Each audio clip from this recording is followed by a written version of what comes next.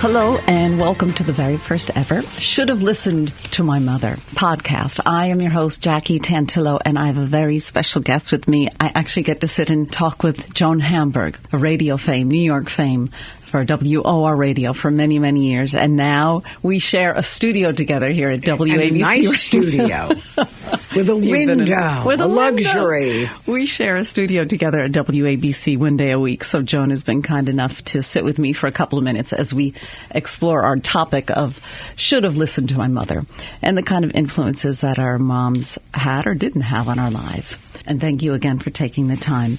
You are an iconic symbol for New York. You have won many awards. You are a mom, and I remember growing up listening to you in our household, inspiring me to get into the business as well. You were a career woman when not so many women were. You tell me, should you have listened to your mother? Did you listen to your mother? I was very lucky, Jackie. I had a very unusual mother. I grew up in an area called the Five Towns. Mm-hmm. They were literally five towns. And when I was a child, they were little towns. They were still country-ish. Now, of course, they're very suburban, and like everything else, they've changed dramatically. But I had a mom. We were a very large, close family. My grandfather lived with us.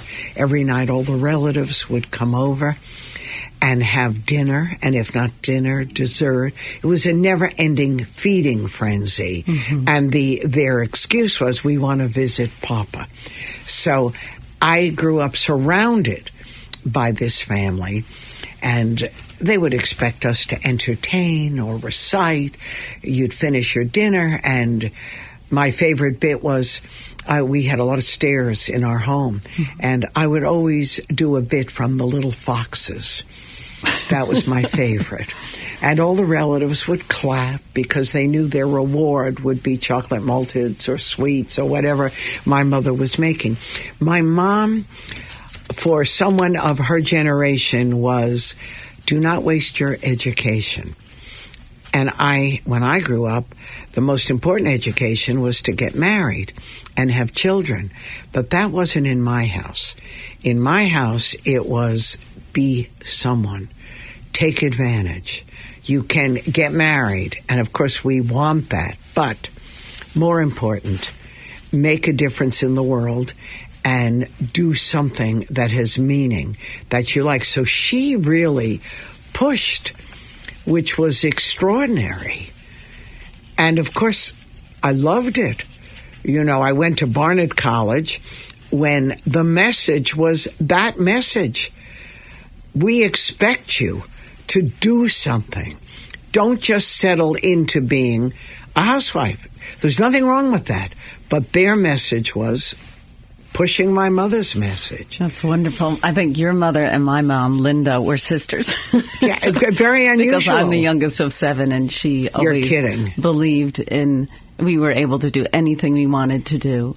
She was very smart. She was a homemaker, but she spoke 4 languages. She would teach herself French at night. She had 7 children and 7 kids. Yeah, so we grew up in Long Island as well, in Garden City. You're kidding? A great place to grow up. We used to go to the Garden City Hotel. Oh, it's beautiful for lunch and brunch and whatever. When it was the old hotel. Yeah, when it was the old hotel. So are most of your siblings career women or men? They all are. We all are, yeah. All pretty much in the arts, whether it's animation or architecture or fine art or teaching. Teachers how to teach art. Lucky, right? Yeah, there's 6 girls and 1 boy. Oh, that's great. So they were so excited. Your poor brother, although it was great to be your brother, I can imagine. He got off so easy. He got off very easy. But it was wonderful. And the fact that I'm sitting here again chatting with you is phenomenal. My mom had sent, when John Minnelli was the program director here many years ago, she sent my headshot and cassette, my demo. She was so smart. She wanted to... That was she funny. wanted to get me a job.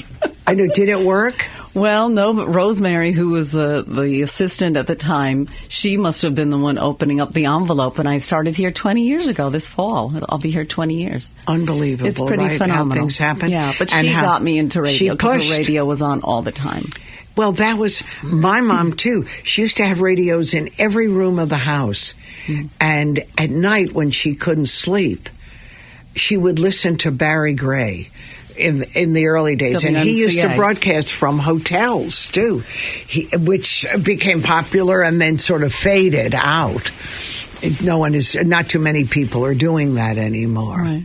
But you yourself are also considered, I don't know if it was your daughter who wrote in Huffington Post, that you're considered a mom of many of your listeners because you are so endearing and so passionate about not only your guests, but your sponsors, which when sponsors are really part of a family, I think. Very different from, not very different, but very different from what the radio business is now. Exactly. Well, listen, the whole world has changed. And whenever I give a speech or talk to young people, like, how do you survive? How do you survive? You survive by learning to write new on the package. Because the world is changing. If I didn't learn to become a little tech, forget it, because that's the voice, the language, the communication skill. So it's really reinventing yourself. And that's what we all did. You know, when I was a kid, I used to write copy for ad agencies like BVD, some of the big ones. And that's where I learned the serial doesn't change. It's on the box when they say new. And we're constantly new, no matter how long we've been doing this, how many years, it's right new on the box. Yeah. The audience is still there. But you have to change a little bit of the direction. If someone even 5 years ago had said to us, streaming, digital, podcasts, we would look at them like they were from Mars. Well, yes, absolutely. But, it's the way we communicate now. Absolutely. And it's important because if you don't become that tech savvy, you have to, right? Because the younger people are doing it. Not only younger people, we are doing it. Everyone is doing it. The only difference is we need a little more help. Yeah. I need my own live-in consultant. My daughter tells the story of how she gets a phone call from her dad recently, and he says, Lizzie, a crisis. And she thought, oh no, what could happen? A nervous wreck. And he says, Alexa's gone. And she says, what are you talking about? She's gone. I keep asking her, what's the weather? And no one answers. And helpless. You become helpless. Right? You become attached. She said she cracked up. And Saturday Night Live does a similar thing on technology. Right. What was it like for Lizzie and your son, John? You were working a lot. I always envisioned you, by the way, I always envisioned you when I was listening to you that you were in your living room or in your an office or your home broadcasting, which wasn't even thought of then, really. It was so magical listening to you, and it was like you had to have your pen and paper by the radio because you were always giving out these wonderful tips of where to go and we still do, by the way. And we still do on our podcast. We give out ABC where to go, what to do. It's when the children were young, it was not so easy for them because I worked a lot. Yeah. And in those days, we were doing 6 days a week, and then it was just too much. And I was doing TV with it, too. So we switched to 5 days a week. And what do you talk about? 2 hours a day, every day of the week. I never wanted to do hard politics. Right. And I, like you, love information, wanted to share things, share the joy of theater, of wonderful restaurants, of excursions and travel. And I had to learn to use my family as caricatures because what are you going to do? I didn't want to, expose them. But they hated it. They did. It was hard because they didn't have their mom. They didn't like people coming over to them. And Jackie, I've told the story because it's so true. Lizzie was living, our daughter, in Japan. And she sends me a note saying that she was going to go backpacking in Bangkok. She was just a kid. She was 17 years old or 18.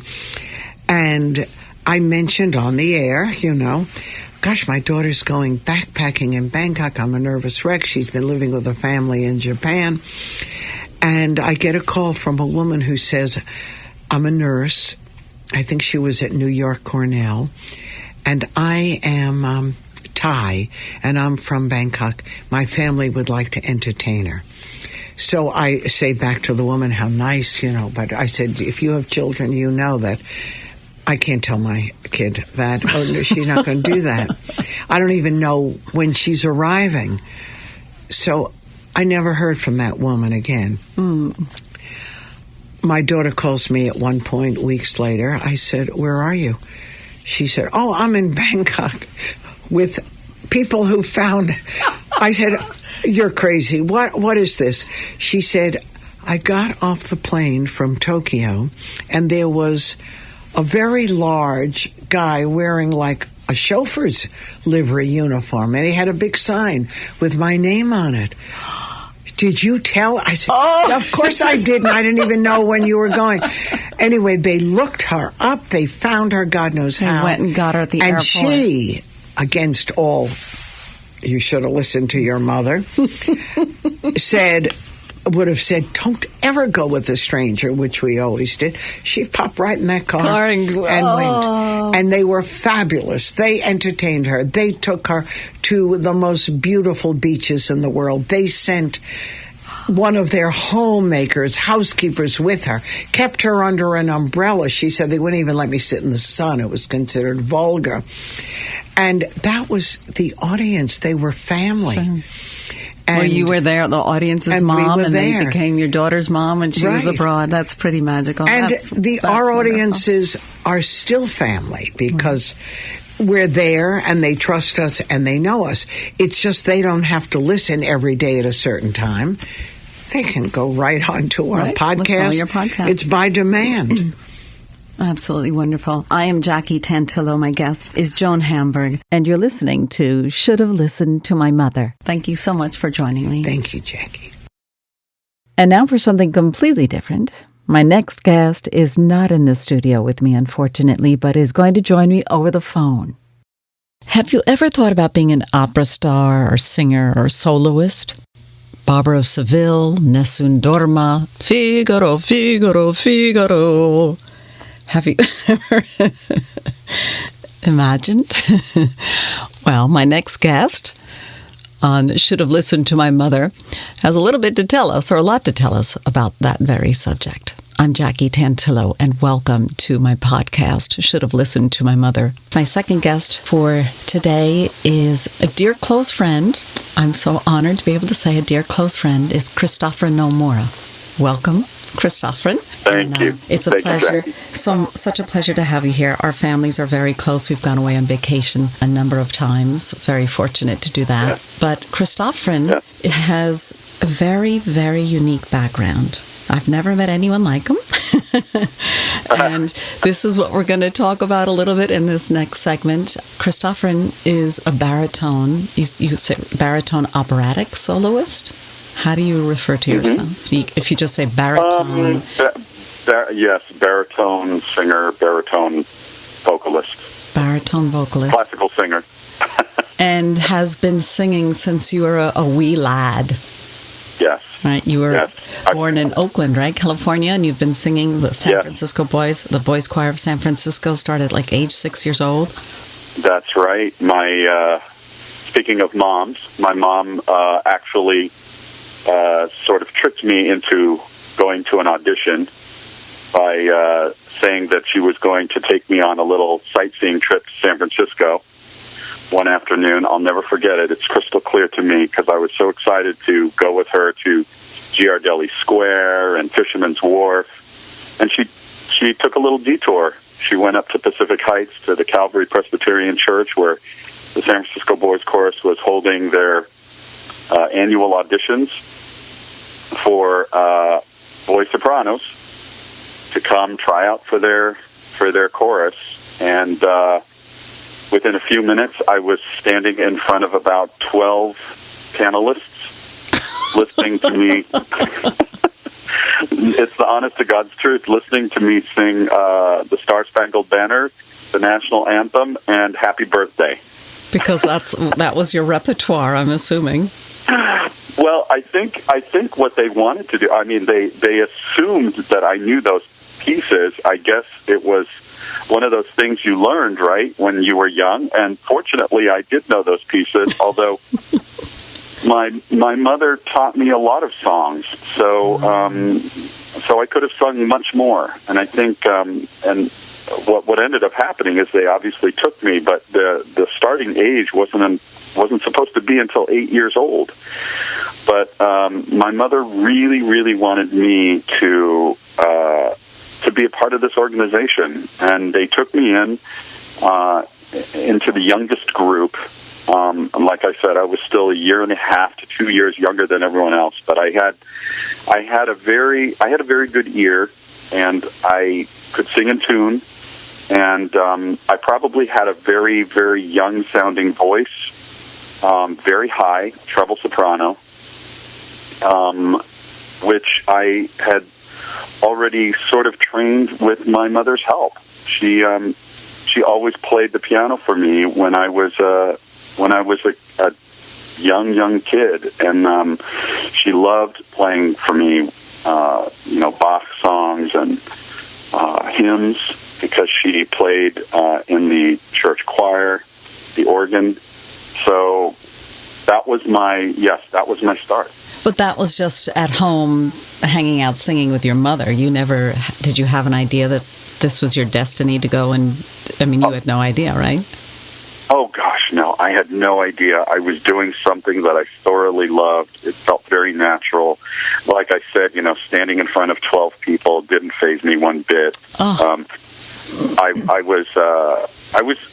was actually kind of surprised that people were asking me to sing songs. Oh, my gosh. And so my mother she was sitting there in the back, and she was just, she would do that gesture, stand up straight gesture that moms do, to make sure I was doing the same. I had the proper posture, that I looked okay, and I just sang to the panel, and I remember really enjoying it. Oh my! So goodness. when I continued on with the boys' chorus, I really loved going to rehearsals. I really loved singing in concerts, and I thought that everyone would love doing that. And it was so odd when I would try to recruit my best friends, my best buddies, to come and join the boys' chorus. They would last for about a month and then suddenly quit. And I couldn't understand why. And they said, "Chris, it's so boring." Oh my goodness gracious! Had they only known. known. And I absolutely could not understand that. And I would say to myself, "Well, it's not boring to me. I love it." So I was never swayed by peer pressure to play sports or do regular boy things, activities. This was a very unusual path.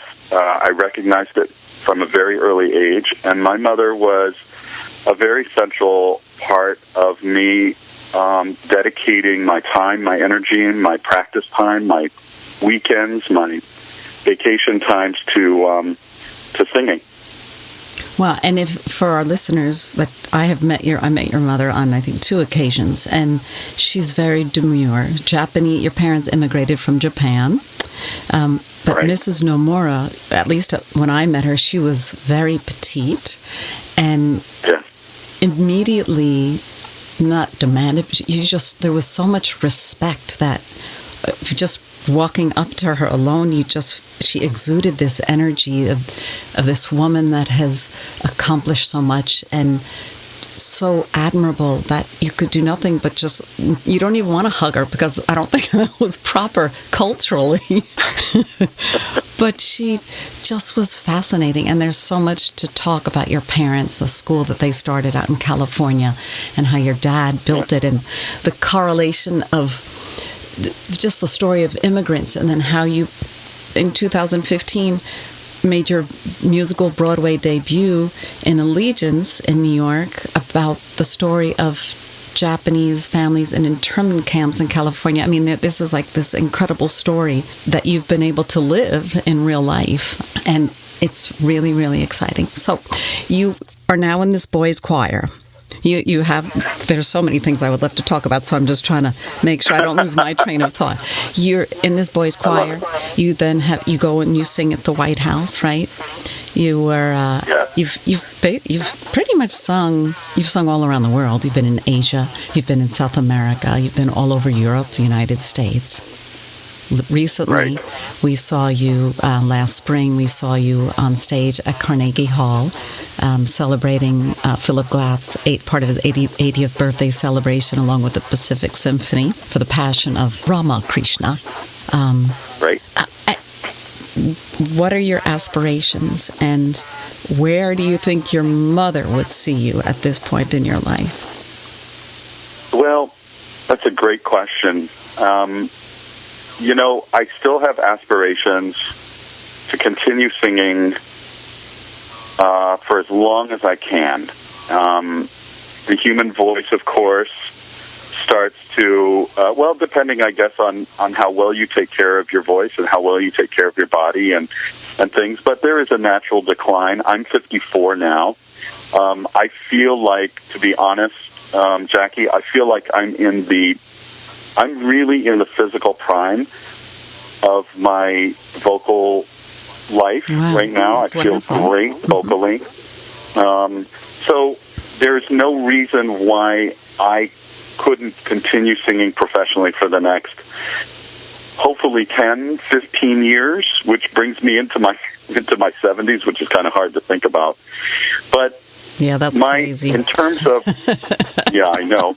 In terms of my total life aspiration, I would certainly love to start maybe passing the gifts that I've been able to nurture to the next generation of singers.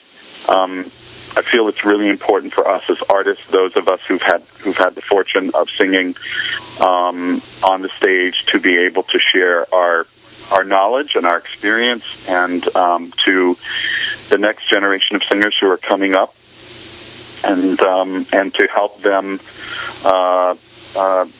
share the dream that I've been able to have for the last 30-plus years of professional singing.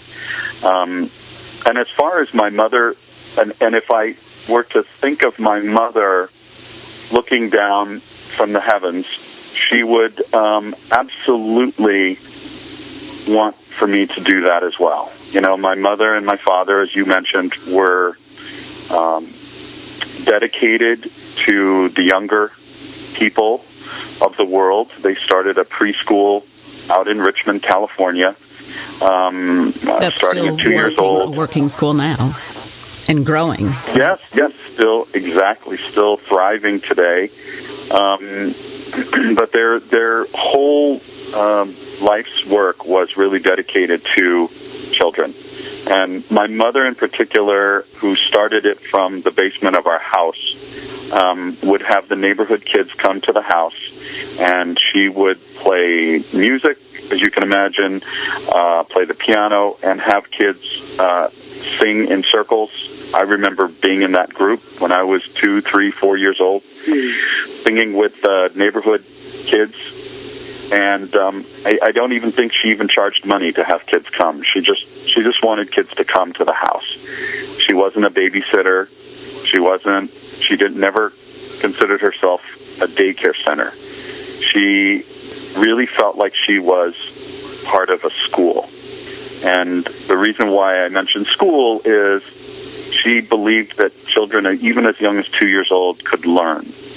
And whether it was learn music, whether it was learn Japanese words, whether it was learning how to dance, how to throw rocks. I mean, she was a woman that believed that children could learn to do anything at a very, very young age. And so you can understand why she brought me to that audition at 6 years old, because she never felt like there should be any age restrictions whatsoever to what children could do. And so so going to the boys' chorus at such an early age really did give me an incredible foundation for the career that I've been so fortunate to have. And interestingly enough, a lot of colleagues that I run into, particularly male colleagues who have had long careers, also started either in a boys' chorus or a boys' choir or a church choir, singing at young ages. So it's fascinating to me, and I think that there is a reason, that there are lots of reasons why those of us who've had these careers have been able to attribute it to our early start. It's amazing lessons that she has taught you for so many reasons, because just watching you perform at Carnegie, the discipline that you have is remarkable, and how you show up prepared for your job, or because you also are a baseball coach, a very good one. You show up prepared, and starting at such a young age, that's really hard. And I can understand why your friends weren't interested in it, because it takes a lot of work and a lot of discipline, and you have to be smart, and you have to love what you do. That's really important. Your mother loved the aspect of learning and music and helping others. Yeah. And that's unusual. Yeah. Not everyone has that opportunity to be exposed to that at such a young age. And I know you and your sisters are phenomenal performers, professionals. Some of us are really lucky to have that inspiration and guidance, because that sets our bar really, really high. Yes, absolutely. I couldn't agree with you more, Jackie. From the day, from as early as I can remember, sitting in the car, driving from Oakland to San Francisco with her, which was probably a nice hour-and-a-half drive, listening to classical music, of course, KQED in San Francisco.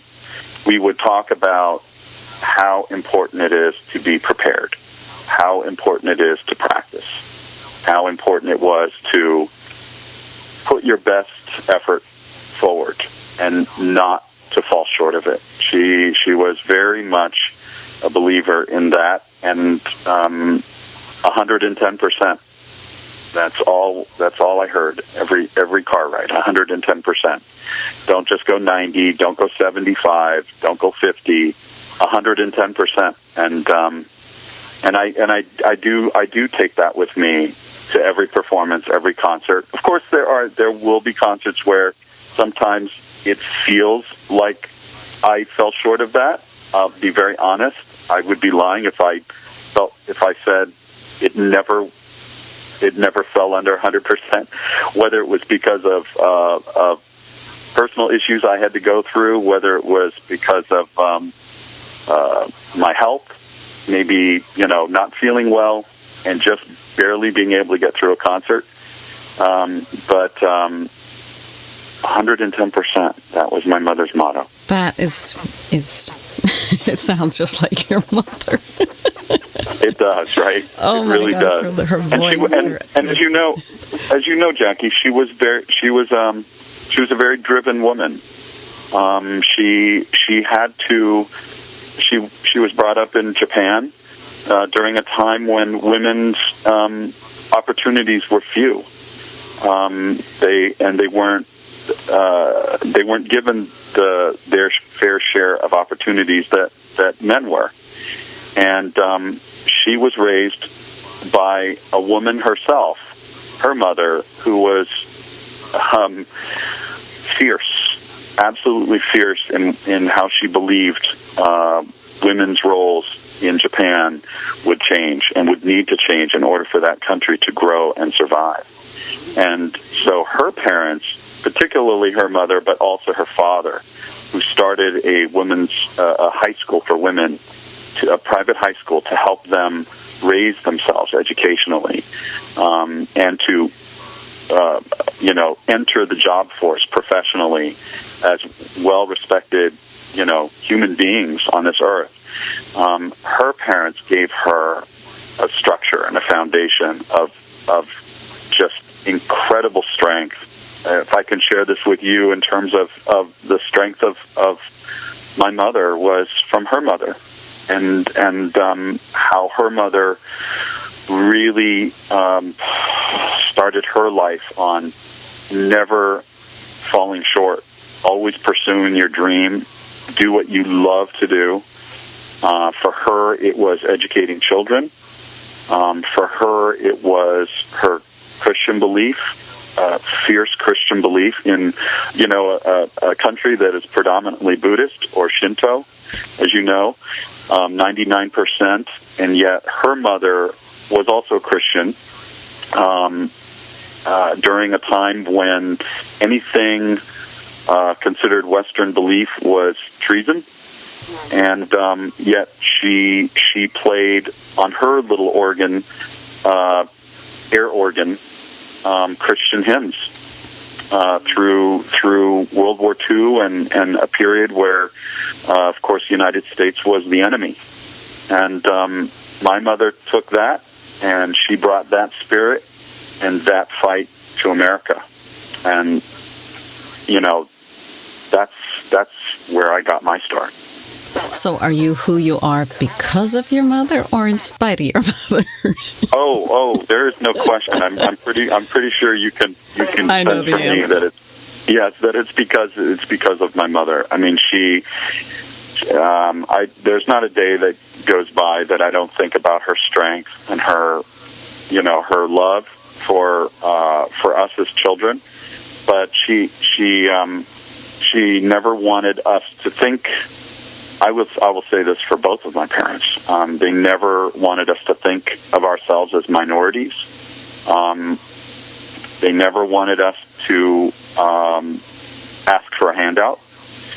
They wanted us to fight for ourselves and earn it and deserve it.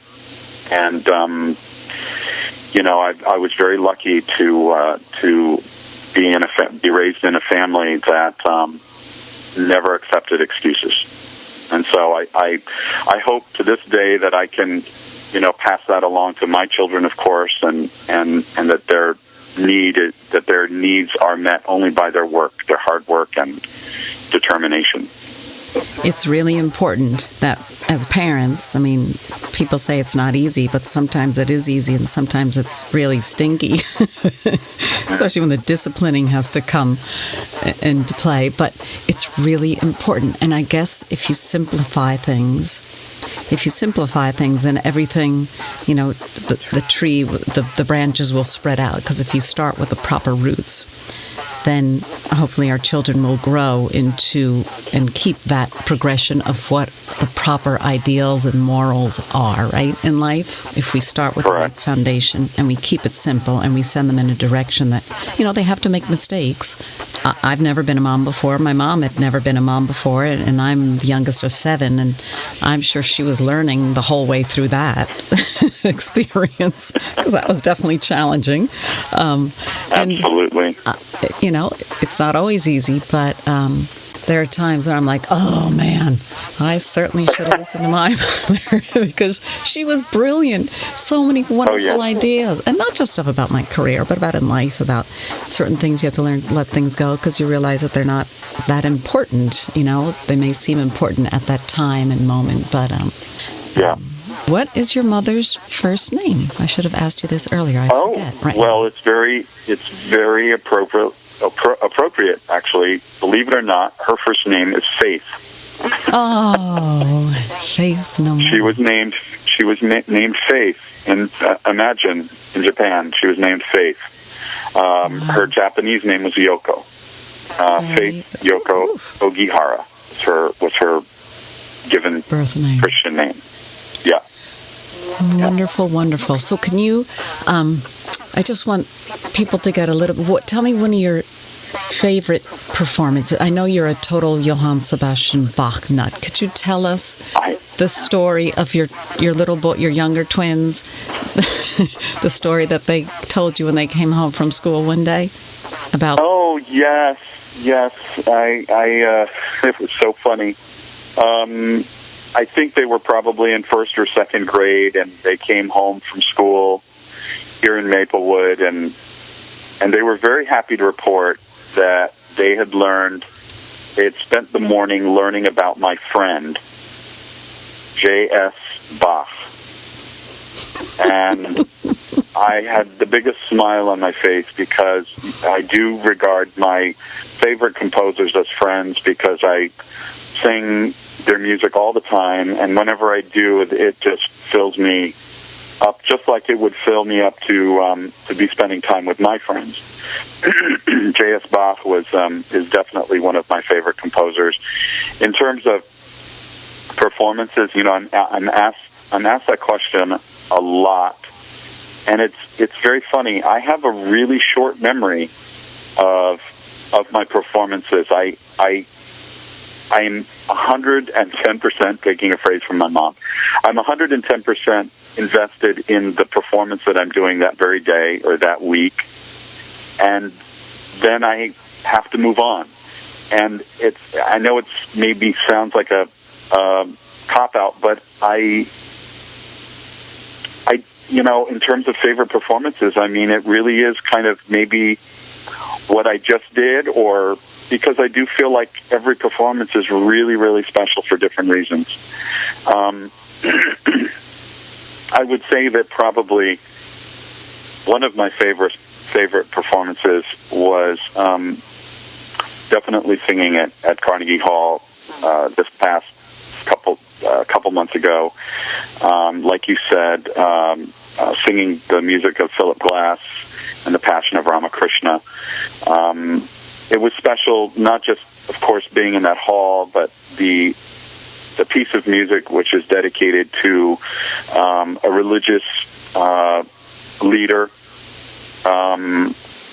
that I think shares a lot of the strength that even my mother, if we want to even go so far as to say that my mother had. I was going to say, it's full circle. Yes, right. The work right. of singing and the... Amazing. Exactly, which was really about, a man who lived his life through very, very fierce strength, spiritual strength, and how we need to take care of our people, how we need to take care of each other, and it was a great piece to do. It was in an incredible venue. It's a piece that I've performed. It's part of my life's work because he wrote it for me in 2006. So I'm very dedicated to the piece. I'm the only baritone that has sung that role, and so I had a lot invested in it to perform at its highest level in New York City in front of my friends like you, so you and your family, which was so enjoyable, and of course my family. So it was definitely by far one of the highlights, along with, of course, singing on Broadway. That was so much fun. Performing multiple times with the likes of Lea Salonga and Tale Leung, and I could go on and on with my wonderful colleagues, and of course George Takei, who is an incredible man with again great strength. I'm so proud to be a Japanese American with George Takei. So that was also a tremendous highlight for me. Yeah, and you may be back on Broadway doing something with some of these same performers in the future, right? Allegiance is traveling around the country. Yes, it is, and it's doing very well. It's sending, of course, it's sending a very strong message about immigration and how we just absolutely cannot allow this to happen again. And of course, we're in the middle of that fight, as we all know. So very apropos. Yes, very apropos. Yes, performances are happening all over. I think they're getting ready to perform it right now in California, in El Cerrito, California, which is, interestingly enough, where my mother started her school, in El Cerrito. And it will be going to Hawaii and onward and onward. So it's doing very well. So in honor of Faith Nomura, I thank you, Christopheren Nomura. It's been an absolute pleasure. It's been really wonderful. I've heard some of these stories before, but it's just so nice to share them. I'm Jackie Tantillo, and you've been listening to Should Have Listened to My Mother. Thank you again, Christopheren. Thank you, Jackie. Pleasure.